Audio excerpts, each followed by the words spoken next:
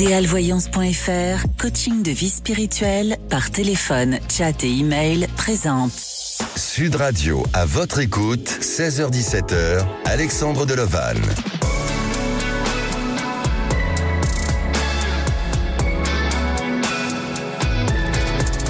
Bonjour à tous, alors ravi de commencer cette semaine avec vous. Nous sommes là ensemble jusqu'à 17h. J'espère que vous avez passé un bon week-end.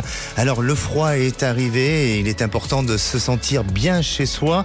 Êtes-vous sensible à l'environnement et au lieu de vie? Et si on part du principe que l'énergie circule à l'intérieur du corps humain, des plantes, eh bien il est possible que l'énergie circule dans votre habitat. Avec le Feng Shui ou d'autres méthodes, il est tout à fait possible d'orienter ou de corriger cette énergie.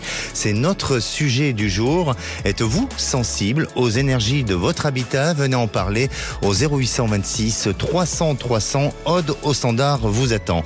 Et nous sommes aussi en direct live sur YouTube. À la réalisation de l'émission aujourd'hui, c'est Lucille. Au standard, Aude et Zach.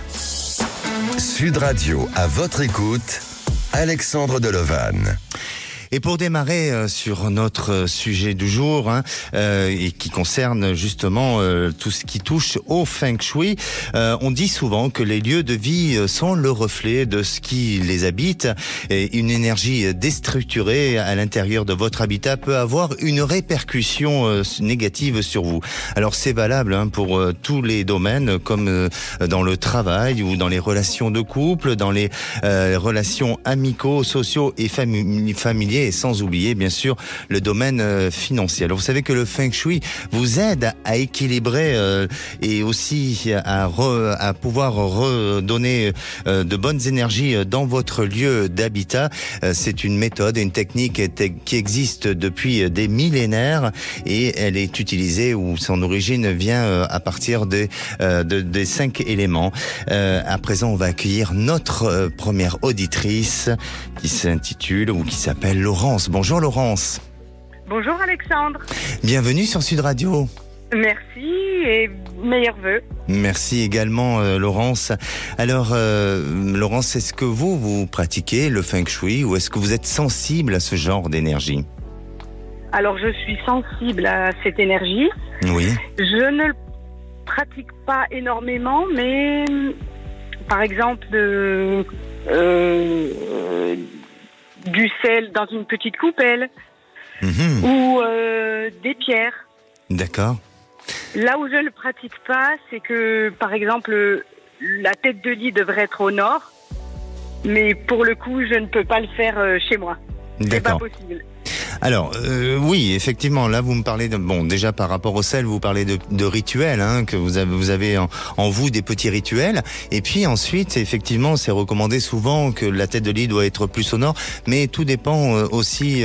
en Feng Shui, on parle de Gua et de Qi et il faut calculer en fonction de sa date de naissance. Donc, c'est peut-être pas valable pour tout le monde. Mais principalement, il est plutôt préférable, effectivement, que la tête de lit soit située au nord. Alors... Laurence, quel est votre questionnement et pourquoi vous nous appelez aujourd'hui? Alors, dernièrement, au mois de novembre, j'étais en voyage et j'ai fait une belle rencontre que vous m'aviez prédite d'ailleurs. Ah, il y a combien de temps vous avez appelé? Alors, c'était au mois de juin. Oui. Et cette rencontre a eu lieu au mois de novembre. Ah, effectivement, ça a été assez rapide. Oui. Et je vous avais prédit quoi? Eh bien, en fait, c'était dans un cadre un peu particulier. Oui. Puisque c'était un mariage à l'étranger. Oui. Et nous étions une quarantaine d'invités français sur place. Et cette personne n'était pas prévue, elle a fait la surprise. D'accord. De venir. Oui. Il ne s'est rien passé sur place. Mais après, on s'est revus toujours avec ces mêmes amis au mois de début décembre, là. Oui. Et il y a eu un rapprochement, mais cette personne m'avait dit qu'elle était en convalescence de son ancienne relation. Et du coup, il n'a pas donné suite. D'accord, donc ça n'a pas été plus loin votre histoire jusqu'à présent. Ça a été court, ça a été un week-end. Ça a été un peu éphémère, on va dire. C'est ça. D'accord. Mais j'ai l'impression qu'il y aurait quelque chose à creuser. Sauf que je ne veux pas le brusquer, le forcer. Enfin, il faut laisser faire les choses. Hein. D'accord. Alors, depuis ce week-end-là, il s'est pas du tout manifesté ou c'est juste des manifestations assez brèves? Si, il s'est manifesté, mais juste de la conversation amicale, on va dire. D'accord. Et pas avec une volonté de se revoir ou d'un véritable engagement ensemble, jusqu'à présent? Non, pas d'engagement. Se revoir, oui, entre amis, parce qu'on s'entend bien, mais pas plus. D'accord. Qu'est-ce que vous attendez de cet homme? J'aimerais savoir si... Parce qu'en fait, il fait genre 2 pas en avant, 1 en arrière. Et j'aimerais savoir s'il a vraiment envie de construire quelque chose avec moi ou pas. D'accord.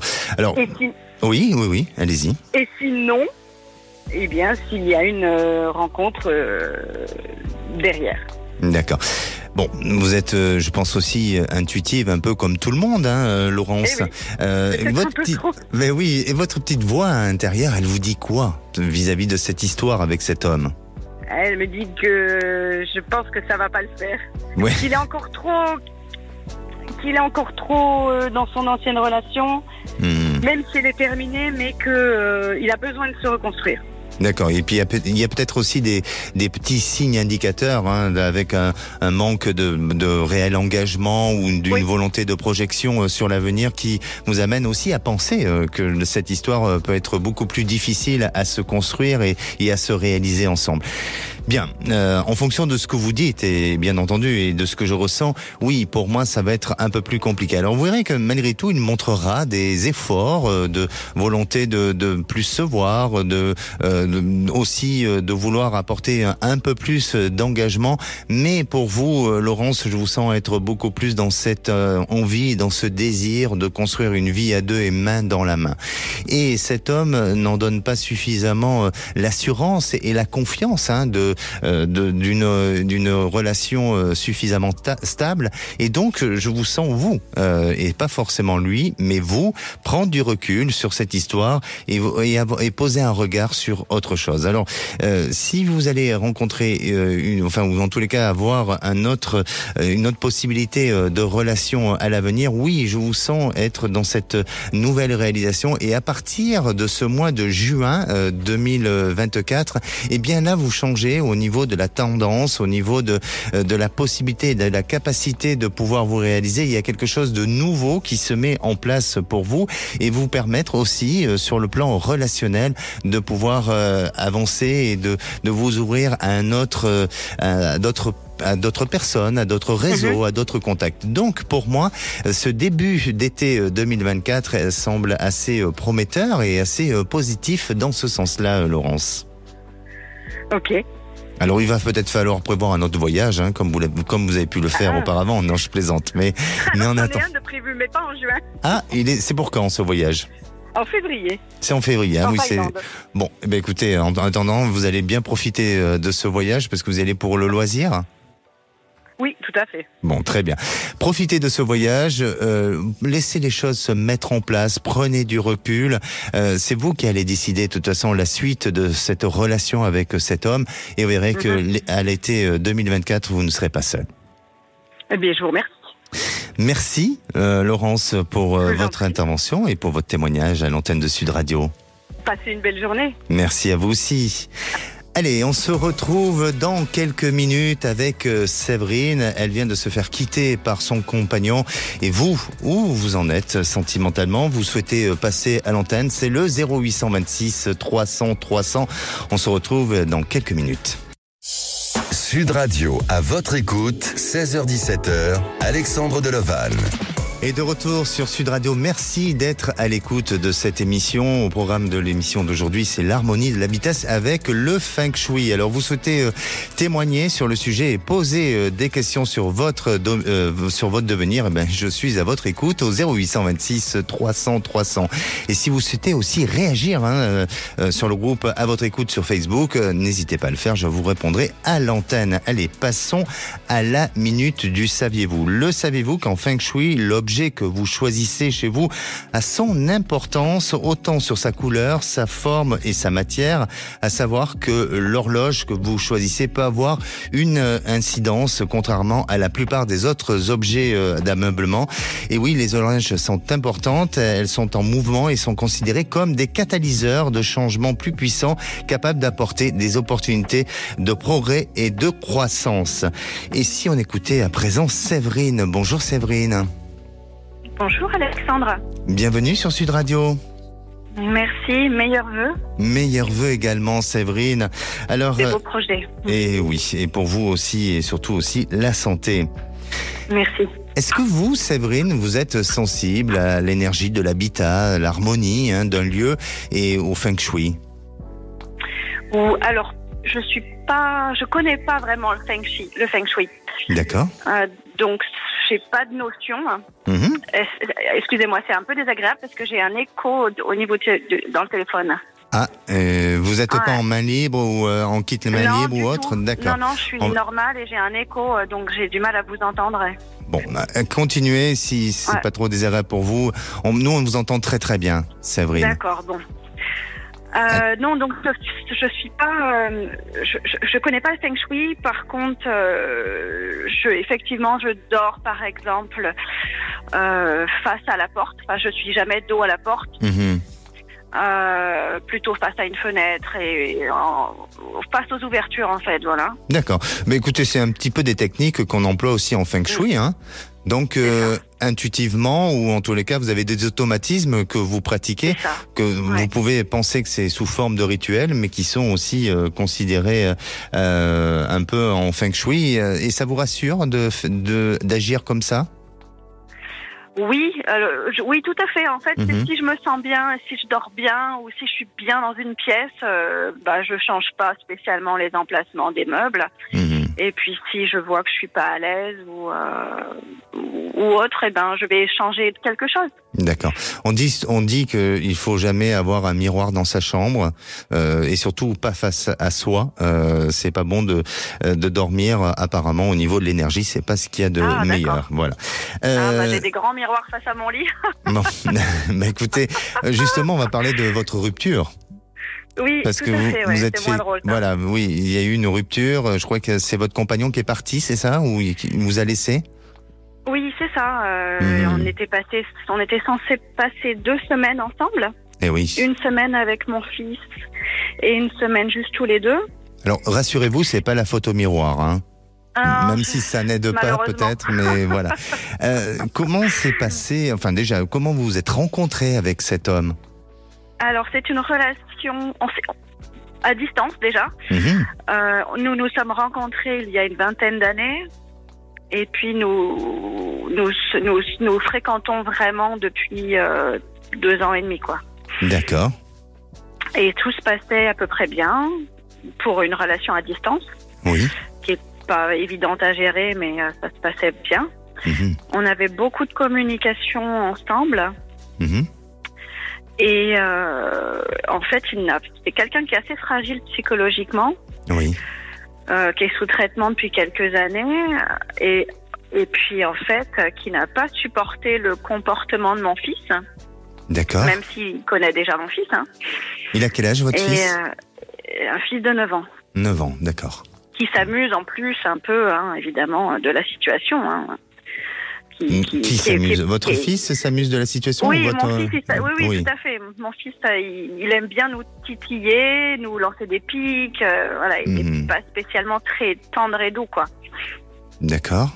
Et du coup, mon ami m'a vraiment claqué entre les doigts, c'est-à-dire qu'il a pris sa décision seul un soir et il m'a dit: je supporte plus ton fils et je repars demain matin. Ok. Et c'est définitif. Et il l'a fait. Et il l'a fait, ouais. Oui. Mais est-ce qu'il vous avait peut-être prévenu auparavant, quelque temps ou avant, ou quelques semaines ou quelques mois avant, ou est-ce que vraiment il a... Non, du tout. Ça a été un trop-plein? Ah, ça a été brutal et ça a été un trop-plein, mais c'était un peu incompréhensif parce que... En fait, il était là depuis une semaine et puis ça faisait effectivement 2 jours qu'il me disait oui, il faut que tu fasses quelque chose pour notre couple, il faut que tu sois plus ferme avec ton fils. Moi, je le supporte pas. Et en fait, moi, ayant un seuil de tolérance beaucoup plus élevé, je l'ai pas pris trop au sérieux, quoi. Et en fait, son vase a débordé, quoi. Qu'est-ce qu'il reprochait à votre fils? Pourquoi il ne le supportait plus? En fait, il le trouve trop dur. Oui. Qu'il n'écoute pas assez. Et moi, il me reproche d'être trop laxiste, pas assez autoritaire, et de pas maintenir mon fils comme si c'était une plante verte, quoi. Vous voyez. Donc, mais pourtant, vous ne viviez pas ensemble au quotidien. Non. Mais oui. Non. Donc c'était juste les moments où vous étiez ensemble, où pour lui ça devenait insupportable, hein, c'est bien ça? Ouais. Alors, il est parti. Est-ce que depuis, vous avez eu des nouvelles? Absolument pas. D'accord. Ça fait 10 jours qu'il est parti et il m'a bloqué, donc je ne peux pas le contacter. Vous attendez quoi Est-ce que vous attendez un changement, qu'est-ce que vous attendez? Alors, en fait, ça m'a vraiment bousculé et évidemment, on se rend compte quand on n'a plus les gens qu'on tient à eux, peut-être plus qu'on le pensait. Et donc, ce que je me demande, c'est va-t-il revenir sur sa décision, me contacter, ou alors est-ce que moi je vais rencontrer quelqu'un d'autre par la suite, quoi. Quel est mon avenir sentimental, en fait? D'accord. Vous avez le sentiment de regretter ce qui s'est passé, de culpabiliser par rapport à certaines situations ou de ne pas avoir été assez ferme concernant votre fils? Alors, ça m'est difficile d'être plus ferme avec mon fils.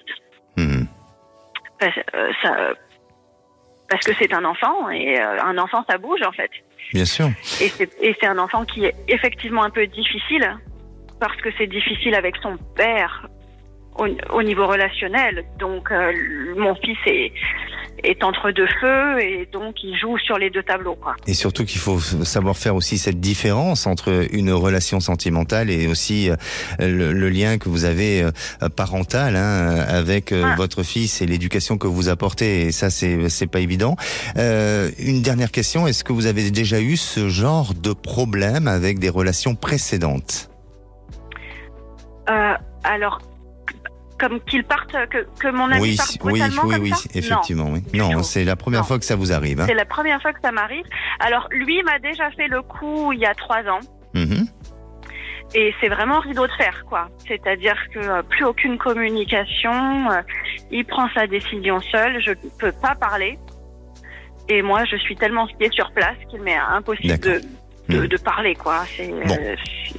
En tous les cas, pour moi, Séverine, je sens que la relation est enlisée, hein, c'est difficile, et je crois que même si aujourd'hui il y a moyen de discuter, il y a moyen d'essayer de reprendre un dialogue, ça va être compliqué pour espérer du mieux et essayer de redonner confiance à cette histoire, parce que je le sens déterminé, je le sens rester sur son positionnement et ne pas vouloir pour autant changer les choses. Et puis, je crois que vis-à-vis de votre fils, son comportement et son attitude, et sans porter de jugement, et bien entendu avec tout le respect que je vous dois, mais peut-être qu'il fallait ou il faut peut-être à l'avenir arbitrer les choses de manière à ce que la relation et l'éducation que vous apportez à votre fils n'ait pas trop d'impact sur votre devenir sentimental. Mais pour moi là, sincèrement, je sens que le terrain est un petit peu enlisé, hein, et donc ça va être difficile de pouvoir espérer mieux.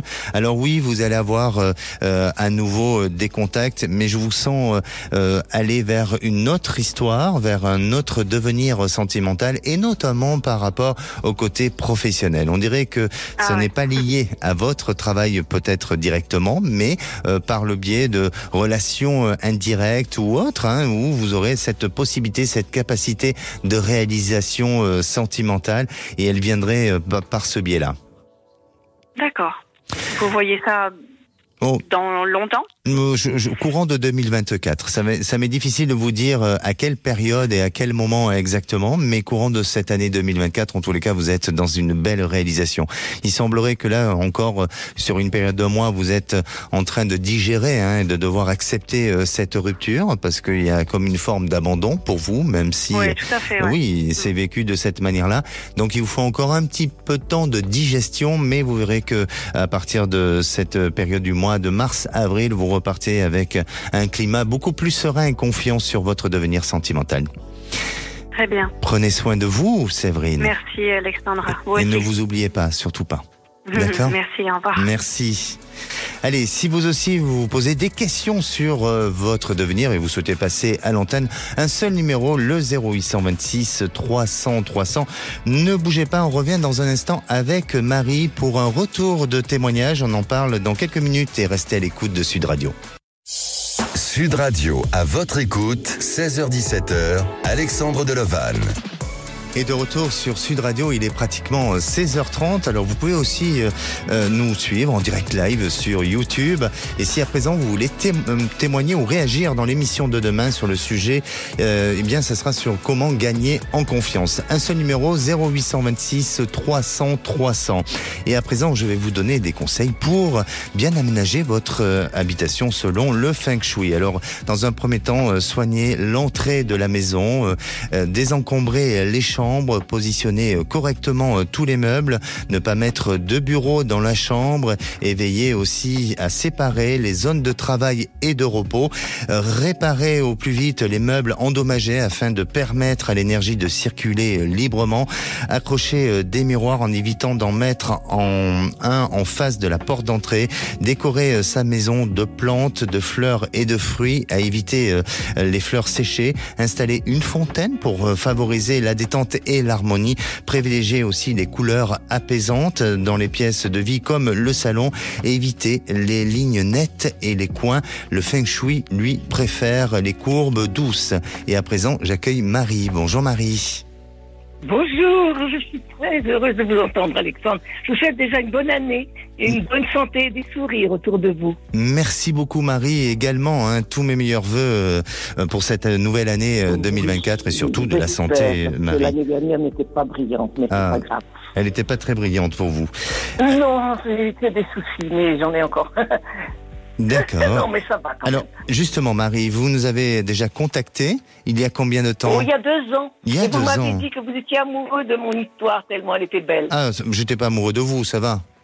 Non, de mon histoire. Ah, bon. Non, là, justement, j'ai une histoire assez incroyable, mais c'est un monsieur que j'ai connu il y a environ 10 ans. On a été hébergés chez lui il y a 7 ans, moi et mon mari. Bon, à l'époque, il était comme un ange gardien, il nous a merveilleusement bien reçus, mais il n'a rien fait paraître, il n'a pas fait paraître ses sentiments. Et depuis 3 ans, il m'envoie des lettres de plus en plus chaudes, amoureuses, mais vraiment très gentilles, très prévenant. Et disons que c'est le plus grand amour de ma vie. Et je crois que pour lui, c'est pareil. Oui. Il a qu'une envie, c'est de venir. Mais il y a eu des tas de circonstances extérieures qui nous ont empêchés de nous rencontrer. D'abord, il y a eu le Covid. Oui. Et le système des postes qui ont envoyé une lettre en Croatie au lieu de l'envoyer en Russie, voyez-vous. Et puis ensuite, c'est un monsieur qui a, un poste de responsabilité. C'est un expert dans un domaine sensible. Et maintenant, il ne peut pas, il voyage de pays en pays. Il est tout le temps en déplacement, mais avant, il m'écrivait tous les jours, 2 fois par jour. Maintenant, c'est beaucoup plus espacé, mais il ne peut pas. D'accord. Il ne peut pas. Alors, je ne sais pas, il m'écrit, je voudrais, dès la première occasion, je viens te rejoindre. Mais je ne sais pas quand est-ce que ça sera. Parce que ça fait déjà très longtemps qu'on s'attend mutuellement. On attend déjà sa 3e année. Oui. Et nos sentiments ne se sont pas taris. Au contraire, ils sont devenus plus intenses. D'accord.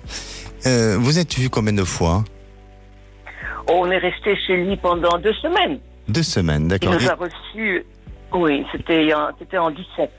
D'accord. 2017. Et comment ça s'est passé durant cette quinzaine Très passée bien, ensemble ? Il était comme un ange gardien, mais comme j'étais avec mon mari qui est décédé depuis, avec une maladie d'Alzheimer, et c'était très pénible, et il me donnait des forces. Il continuait d'abord, il était très gêné parce qu'il avait connu mon mari, mais il n'y avait plus aucune relation conjugale avec mon mari. C'était une garde malade. D'accord. Et disons que il a été très discret, mais très attentif et prévenant. Et lorsqu'on s'est quitté, il a commencé après correspondre. Je l'avais même imaginé comme un gendre pour ma fille, mais ça n'a pas marché. Ma fille avait reçu un autre toit. Mais moi, je suis émerveillée par cette gentillesse. C'est un homme qui est délicat, attentif, très amoureux et enfin, il est responsable. Donc, il ne peut pas tout de suite venir immédiatement comme il le voudrait. Bien sûr, il est en pleine activité. Il a le voir rapidement. Et oui, et puis il est en pleine activité aussi. Exact. Eh oui, eh oui. Est-ce qu'on semble malgré tout, même si aujourd'hui il est difficile de se voir et qu'il est très occupé, mais est-ce qu'il vous laisse quand même un espoir pour avancer sur la relation et pour vous retrouver? Il m'a écrit récemment que dès la première occasion il viendra, mais c'est compliqué parce que comme il a ses postes de responsabilité, probablement quand il viendra ici il ne pourra pas revenir. Et c'est... bon, je ne sais pas, il est en train de... C'est compliqué. Et Marie, je vais vous poser la question un petit peu autrement. Pourquoi vous n'allez pas à son encontre ou est-ce que... Je ne peux pas. Il voyage tout le temps et il est dans des endroits plus ou moins, disons... dangereux. Où on ne laisse pas rentrer n'importe qui. Oui. Il faut des autorisations spéciales. D'accord. Et vous ne pouvez pas vous retrouver dans un endroit qui soit complètement neutre ? Mais il n'a pas pu se séparer. L'an dernier, j'ai été pendant 2 mois à Moscou. Il n'a pas pu rentrer, il n'a pas pu venir.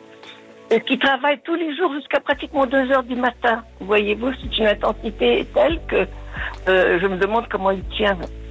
C'est frustrant, non, Marie ? Sommeil, c'est frustrant un peu, non ? Je ne sais pas. Comment ? Pour vous, ça vous semble pas un peu frustrant de vivre ce genre de relation ? C'est très frustrant. Et je lui écris tout le temps que je ne demande qu'une chose pour qu'il fasse le maximum, qu'il se mette à la retraite, parce qu'il a l'âge de la retraite. C'est un monsieur qui a 64 ans, et bon, il devrait, mais comme il est très compétent, c'est un expert dans son domaine, oui. Il passe son temps à voyager d'un pays en Asie centrale. Vous voyez, il était tout le temps, maintenant il est dans un pays chaud. Bon, il ne m'a pas précisé, il ne me raconte rien sur son travail. Mais je sais ce qu'il fait, je suis au courant. Alors, c'est très étrange, Marie, parce que de ce que je ressens, bien entendu, mais j'ai l'impression que vous allez vouloir lui faire une surprise. C'est-à-dire qu'il y a une idée en vous, il y a quelque chose qui va germer ou qui va se formuler dans votre esprit. Alors, c'est peut-être pas, vous l'avez peut-être pas aujourd'hui, hein, cette idée-là, mais on dirait que courant de cette année 2024, eh bien, il y aura une surprise et c'est vous qui faites cette surprise à cet homme. Et là, ça permettra de déclencher ou en tous les cas encore plus de vous rapprocher et j'ai vraiment l'impression aussi que lui par rapport aux sentiments il va se révéler encore plus, même s'il l'a fait jusqu'à présent, hein, mais il va se révéler et aussi ça donne cette capacité d'un nouveau calendrier, c'est-à-dire d'une nouvelle possibilité de vous revoir prochainement et vous permettre peut-être de définir votre histoire et votre relation autrement et différemment. Alors, bien sûr que ça demande du temps, bien sûr que c'est compliqué de par sa situation, autant personnelle que professionnelle, mais je sens pas cette histoire pour autant s'arrêter et être terminée. Ah non, ça, on est persuadé qu'on va se retrouver et qu'on ne se séparera plus. Il m'a écrit récemment que dès que je peux, je viens. Mais moi, je ne vois pas comment aller là-bas le rejoindre parce que c'est pas possible. Il voyage d'un pays à un autre tout le temps. Bien sûr. C'est pour ça qu'aujourd'hui, il faut laisser faire les choses, même si il vous manque et même si vous avez envie de profiter, de partager ensemble des moments, mais vous n'avez pas trop le choix et vous subissez un petit peu, et c'est pour ça que je vous parlais de frustration, hein, sûrement elle est là, elle est bien présente, cette frustration-là, mais vous verrez que progressivement, plus les mois vont passer courant de cette année 2024 et plus il y a des possibilités à ce que vous puissiez à nouveau vous revoir et vivre, je dis pas tous les mois, hein, mais vivre des moments qui seront des moments précieux, des moments privilégiés ensemble et donner beaucoup plus d'espoir sur l'avenir. Ça va demander encore un petit peu de temps, mais il me semble que c'est vous qui êtes, vous êtes à la décision ou en tous les cas dans cette volonté du changement et d'apporter une surprise à votre histoire. Et comment je peux faire une surprise? Pour l'instant, moi, je peux pas aller là où il est. Mais pour l'instant, oui. Pour l'instant, vous êtes dans cette situation d'impasse et de fragilité. Donc, laissez faire ce temps, Marie. Est-ce que courant de fin 2024, est-ce que lui-même vous êtes au courant qu'il pourrait avoir des changements, lui, dans sa vie privée? Ah non, mais lui, il n'a qu'une envie, c'est de venir me rejoindre. Mmh. Et il me l'a écrit, il me l'a dit, il me téléphone, pas très souvent comme avant. Avant, c'était toutes les semaines, maintenant c'est plus rare, mais il dit qu'il ne peut pas appeler de là où il est. Et moi, quand je l'appelle, le téléphone sonne dans le vide. Ah oui. Il ne prend pas le téléphone, alors qu'avec moi, il prenait toujours le téléphone avant. D'accord. En tous les cas, laissez faire, soyez confiante et puis rappelez-nous d'ici cette fin d'année pour nous dire un petit peu comment a évolué votre histoire, parce que pour moi j'ai l'impression qu'il y a du rebondissement, même si aujourd'hui il semble pas être, ça semble pas être d'actualité, mais ça risque de se mettre en place à ce niveau-là. D'accord ? Marie. Sud Radio, à votre écoute, Alexandre Delevanne. Et en attendant notre prochain auditeur, je vais vous parler un petit peu de gratitude. J'ai repris un post sur sur le groupe À votre écoute sur Facebook de Catherine qui nous dit, en nous parlant de la gratitude, activer le pouvoir de la gratitude m'a sauvé. J'avais tout et je ne le voyais pas pour autant. J'ai celui aussi de Brigitte qui dit, je dirais que la gratitude est le seul lien qui peut relier le cœur à l'âme. Par contre, on peut avoir de la gratitude envers quelqu'un et n'avoir rien en retour. C'est une révélation, une renaissance aussi. Et à présent, je pense que nous avons Eric. Bonjour Eric. Oui, bonjour Alexandre. Merci de me recevoir. Merci à vous et bienvenue sur Sud Radio, Eric. Merci. Tous mes meilleurs vœux. Également à vous. Merci. Alors, Eric, est-ce que vous êtes sensible à l'harmonie et à l'énergie des lieux ? Tout à fait, je suis tout à fait sensible parce qu'en dehors de mon métier, je suis aussi magnétiseur et rebouteux. Oui. Et donc particulièrement sensible aux énergies, aux ambiances. Voilà, c'est quelque chose que je ressens très fortement partout où je vais. D'accord. Et qu'est-ce que vous faites ? Est-ce que vous avez un petit rituel face à des réactions que vous pouvez avoir ? Ce sont des réactions émotionnelles que vous pouvez avoir, physiques, quand vous êtes face à un lieu ? Émotionnelles, physiques. Je peux ressentir parfois des âmes qui ne sont pas parties. D'accord. D'accord. Donc je travaille souvent avec des encens, avec des huiles essentielles. D'accord. Mais vous ne pratiquez pas le feng shui ? Non, je ne pratique pas le feng shui. Bon, très bien. Eric, vous avez vécu une période difficile dans votre vie sentimentale et aujourd'hui vous avez plein de questionnements concernant votre devenir et votre futur affectif. Racontez-nous un petit peu.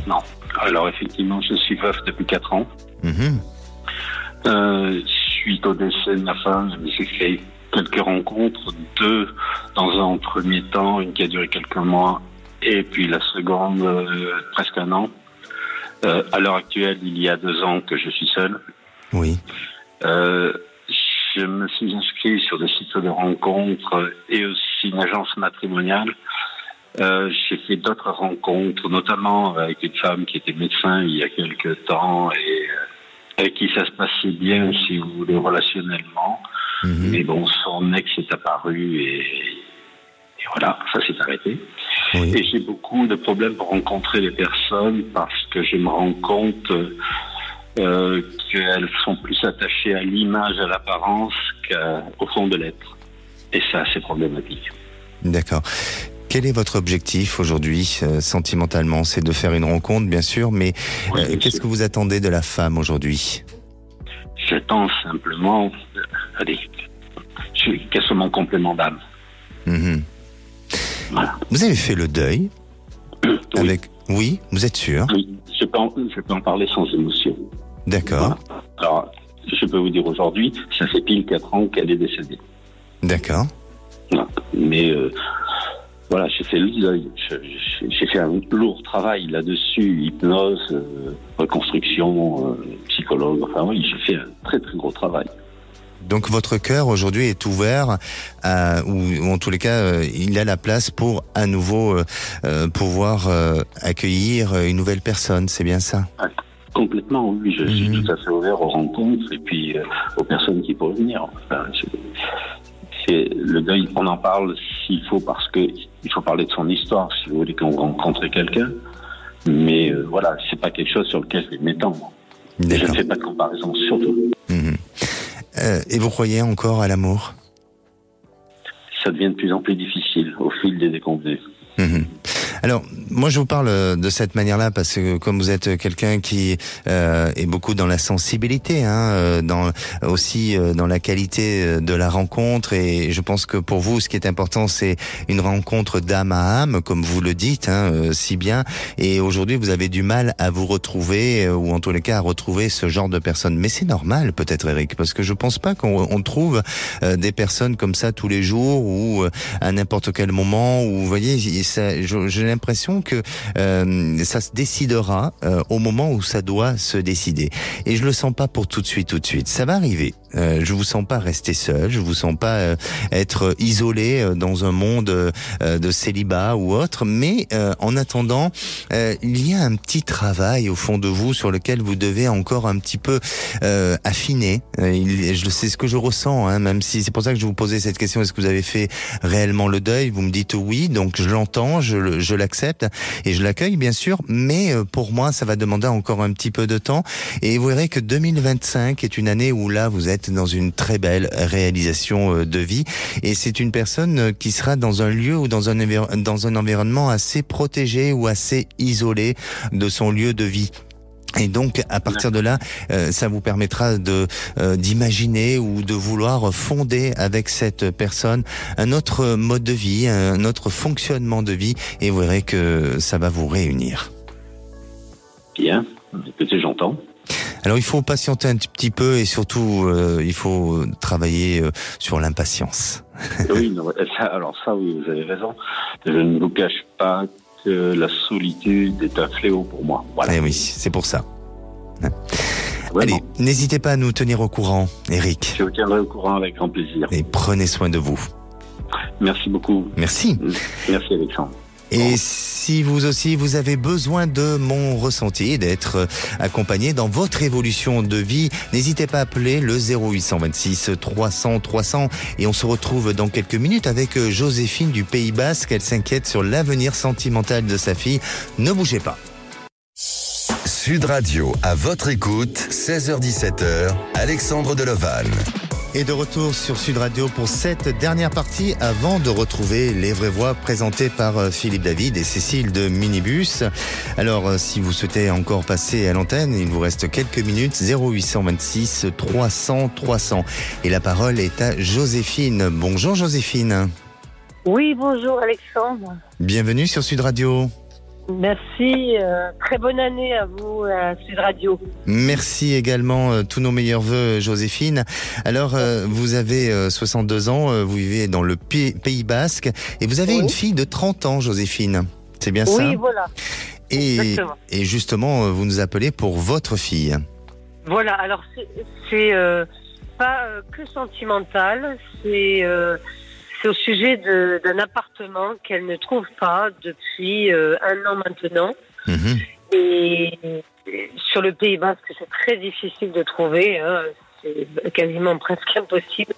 Et c'est surtout pour ça que je vous appelais, parce que l'on recherche activement de cet appartement. D'accord. Depuis, vous dites depuis pratiquement 1 an. Oui. Mais est-ce que c'est une recherche très active depuis 1 an ou est-ce que ça sillonne un petit peu? Alors, je vous explique. Elle devait se séparer de son petit copain il y a 1 an. Oui. Donc, ils devaient chercher chacun de leur côté un appartement. Et ils étaient mis à la porte parce que le propriétaire voulait vendre là où ils étaient. Ils vivaient ensemble à l'époque. Oui. Et non, ma fille n'a pas trouvé. Et son copain a trouvé, lui, le premier. Et donc, lui a proposé de revivre une colocation plutôt que d'être dehors dans la rue. D'accord. Donc, elle a été obligée, si vous voulez, donc, de revivre avec lui pendant une petite année. Oui. Et il se trouve que là, au jour d'aujourd'hui, il se sépare définitivement. Et lui a trouvé, il y a 3 jours, un appartement. Il va s'installer jeudi.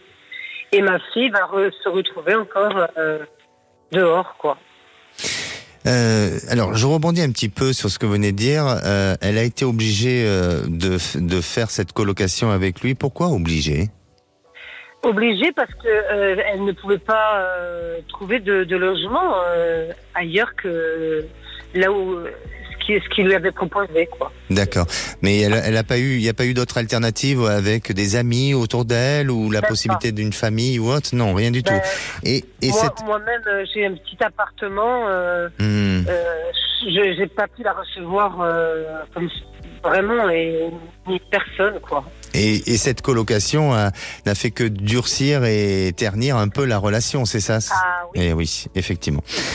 Bon, aujourd'hui, donc elle est dans cette recherche d'appartement, elle est dans cette séparation définitive avec ce garçon, et elle se donne une échéance de combien de temps? C'est-à-dire pour pouvoir changer, pour pouvoir partir, pour pouvoir. Elle est obligée de partir puisque sous quelle échéance? Sous quelle échéance? 1 mois de préavis. Hein, je pense qu'il y a donc. Oui. 1 mois. Bon, elle va trouver. Il y a une opportunité qui lui sera favorable, et ça vient par le biais d'une femme. Et je sens que d'un entourage proche à elle, c'est comme si elle parlait, et par le biais de son entourage, et notamment d'une femme, où là on lui offre, ou on lui donne cette possibilité de pouvoir avoir un lieu d'habitation. Ce lieu d'habitation est sous forme de transition. C'est-à-dire que ça sera pas amené pour elle ça ne lui sera pas amené à ce qu'elle puisse s'y installer définitivement, mais ça peut très bien se faire peut-être pour une petite année et après repartir sur quelque chose de beaucoup plus confiant. Mais on dirait que votre fille a l'intention d'investir? Ah non, pas du tout. Ah, parce qu'il y a l'aspect matériel et financier qui apparaît, il y a quelque chose de possible dans l'avenir. Alors peut-être que c'est pas dans un avenir proche, mais dans un avenir un peu plus lointain, eh bien il y aura une opportunité avec elle ou avec quelqu'un d'autre, hein, mais il y aura cette possibilité à ce qu'elle puisse à un moment donné accéder à la propriété. Mais vous verrez que progressivement elle sort de cette fragilité, de cette difficulté. Alors oui, là il y a juste un temps provisoire qui s'annonce pour elle, et puis ensuite quelque chose de beaucoup plus stable et de beaucoup plus serein, où là elle va pouvoir reprendre un peu son équilibre et faire ses repères dans ce nouveau lieu de vie. Mais au courant du mois de février, les choses s'annoncent positivement pour elle. Ah bon, très bien alors. Donc le petit appartement de transition que vous me dites. Oui. Au mois de février. C'est à partir du mois de février, voilà, pour quelques mois. D'accord. Et Alexandre, on va devoir rendre l'antenne, et je suis vraiment désolé, Joséphine. Oui. Je vous ai appelé il y a 5 ans. Oui. J'étais dans la même situation que ma fille. Oui. Et vous m'aviez dit qu'au mois de mars, en 2019, j'allais trouver. Oui. 1 mois après, j'ai trouvé. Ben magnifique. Vous m'aviez dit au bord de la mer, c'était au bord de la mer, charmant, tout est bien. Ben écoutez, on finit cette émission sur de belles notes. Merci beaucoup Joséphine, et je vous souhaite encore tous les meilleurs vœux. À très bientôt. Merci, prenez soin de vous. Et pour conclure, je dirais l'harmonie de notre habitat est le reflet de notre intérieur. Et j'ai vraiment la grande joie à nouveau d'accueillir notre cher Philippe David pour les vrais voix. Bonjour Alexandre Delovan, et meilleurs vœux à vous. Meilleurs vœux à tous nos auditrices et nos auditeurs. Au menu des vraies voix, grande rumeur, tweetée par Jean-Jacques Bourdin d'ailleurs, Gabriel Attal serait le futur locataire de Matignon. Et on vous pose cette question, Gabriel Attal pourrait-il être un bon Premier ministre, sachant qu'on peut dire qu'il fait plutôt bien le travail de la vie générale dans l'éducation nationale. Vous pensez que c'est le bon choix pour Emmanuel Macron, ou vous pensez que c'est pas le bon choix On attend vos appels au 0826 300 300. À 18h35, le coup de projecteur des vraies voix, c'est un dossier dans Libération sur le climat décrit comme agressif envers les enseignants. Faut-il s'en inquiéter de ce climat? C'est un jour de rentrée des classes. Les professeurs ont pour certains la trouille quand ils vont voir des élèves et parfois même de croiser des parents qui sont parfois, c'est le moins qu'on puisse dire, pas exemplaires. Alors vous, qu'est-ce que vous en pensez? Faut-il s'inquiéter du climat décrit comme agressif envers les enseignants? Est-ce qu'il faut tout remettre à plat dans le système éducatif? Ou est-ce que bon, c'est l'air du temps et c'est comme ça que ça doit se passer? Même cause, mêmes effets, on attend vos appels au 0826 300 300. Avec Cécile de Ménibus qui est de retour également, on aura 3 vraies voix de choc aujourd'hui. Philippe Bilger, Jean-Michel Fauvergue et Mickaël Sadoun. Bonne émission. Sud Radio, à votre écoute, 16h-17h, Alexandre Delovan. Avec idéalvoyance.fr, coaching de vie spirituelle par téléphone, chat et email.